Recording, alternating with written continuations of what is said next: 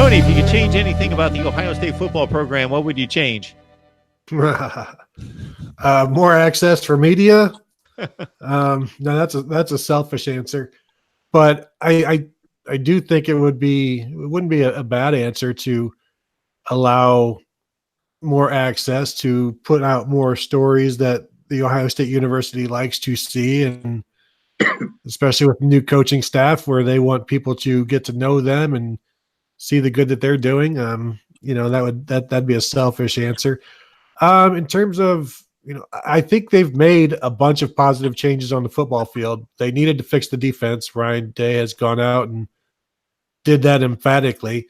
When you look at the starting lineup, appears that it might be the exact same at linebacker, but the coaches have changed, so that tells you where Ryan Day believes the problems are. So when you look at changes that Ohio State should make, I think it starts with the defense, and they made all of the changes they need, and they kept the right guy with Larry Johnson. What do you think, Kevin?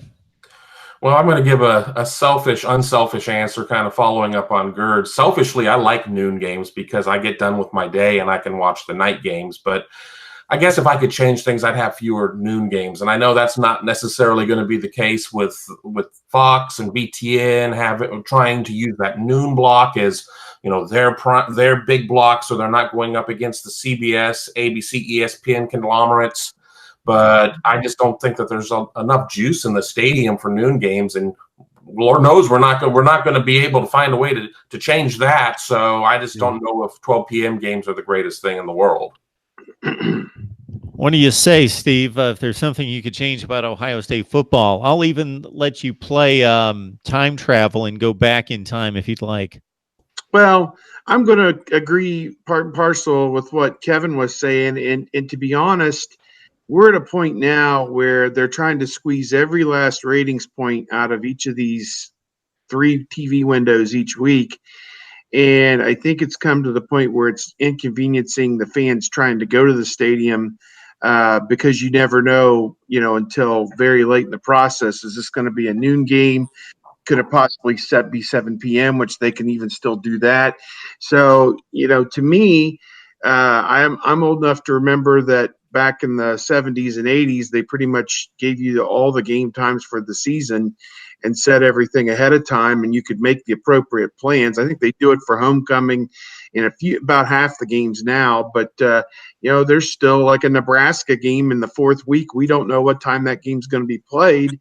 It's on the road. It's at Nebraska, so it doesn't inconvenience Ohio State fans that much. I think there's a lot of people upset about the Friday night games. I think they're great for like Rutgers and Maryland and Minnesota and Purdue and the programs that need that national platform. I think they're a good thing for them. I'm not so sure it's so great for Ohio State, just because the history of Ohio State, of high school football in the state of Ohio, the tradition is on Friday night. The flip side of that is they didn't do this on a 2-week notice. They've had, by the time the game's played, they will have had about 10 or 12 months to know that game was going to be on a Friday. So a lot of the high schools have been playing Thursday night games to get on local TV. Some of them even play on Saturday occasionally.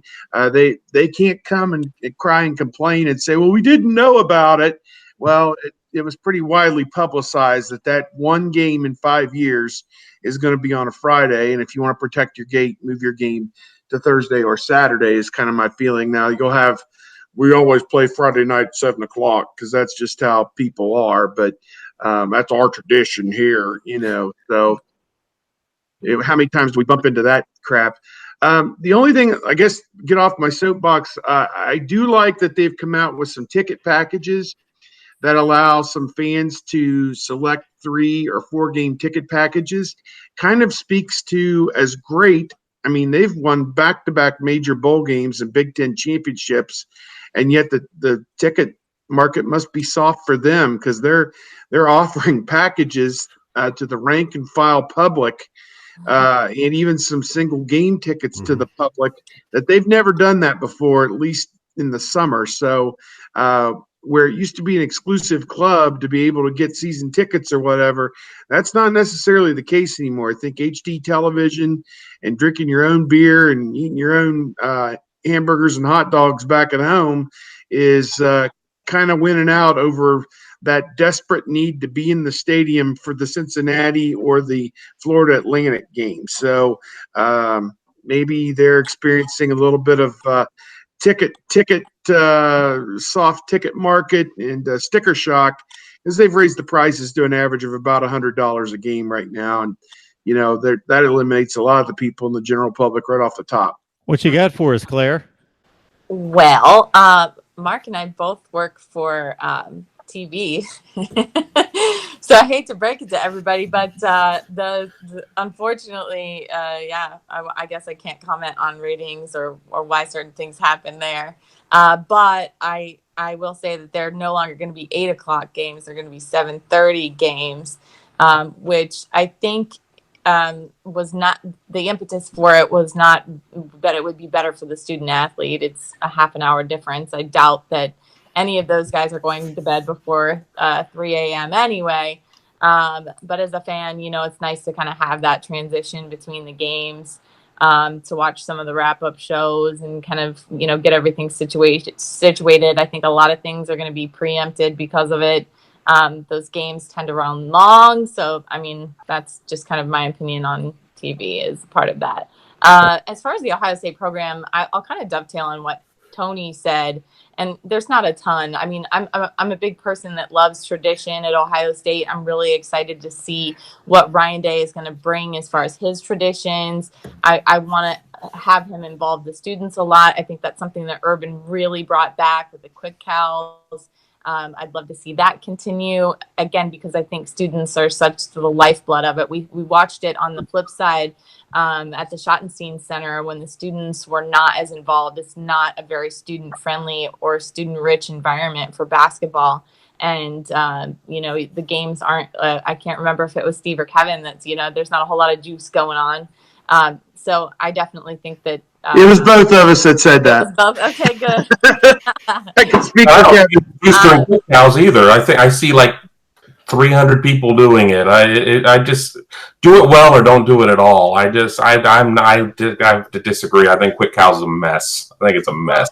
Whatever they want to do to pump the students up and get them going and involve the student athletes along with it, I'm all for it. I think obviously seeing Carmen, Ohio afterwards, I just like the traditions at Ohio State, the little things. One of my favorite traditions, new traditions at Ohio, or not at Ohio State, but in college football is what Iowa does with the Children's Hospital. I think that's just one of the most beautiful things as a part of sports that can be done. But going back to Ohio State football, and when I think one thing I would actually change is, I think the departure of Kerry Combs was a much bigger hit than anyone ever really wants to admit. And it has not returned to its glory since then. So I would love to see the entirety of the Silver Bullets come back to their glory.